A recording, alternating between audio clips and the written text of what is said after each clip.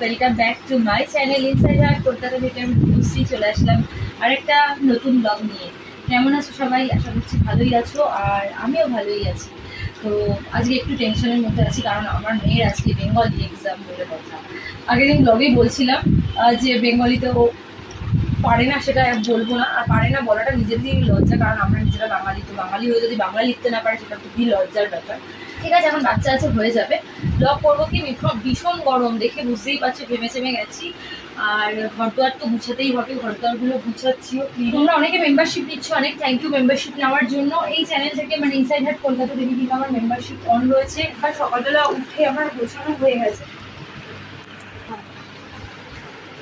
তো ফ্রেন্ডস, এটা একটা ছোট মিনি ব্লগ বলতে পারো বেড ক্লিনিংয়ের, কারণ আমি ইনস্টাতে প্রচুর মেসেজ পেয়েছি তোমাদের বেড ক্লিনিংয়ের ওপরে। তাই বললাম চলো আজকে ছোটো করে একটা বেড ক্লিনিংয়ের ওপর ব্লগ বানিয়ে দিই।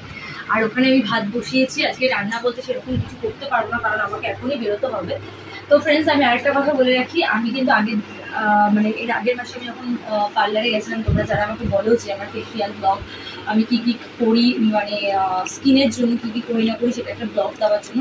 তো আমি কিন্তু পার্লারে গিয়ে একটা ব্লগ করেছি। তো আমি কিন্তু ওটা অনলি ফর মেম্বার্সদের জন্য, তো মেম্বারশিপে ওটা আপলোড করবো আমি। তো তোমরা যারা মেম্বারশিপ নিয়েছো সেই ব্লগটা দেখতে পাবো। আর এটাই, চলো আজকের এই ছোটো মিনি ব্লগটা এখানে এন্ড করছি। আই হোপ তোমাদের ভালো লাগলো। আর যদি ভালো লেগে থাকে প্লিজ আমার চ্যানেলকে সাবস্ক্রাইব করো, লাইক করো, শেয়ার করো, অনেক মেসেজ করো, আর পাশে বেল আইকনটা অবশ্যই ক্লিক করো।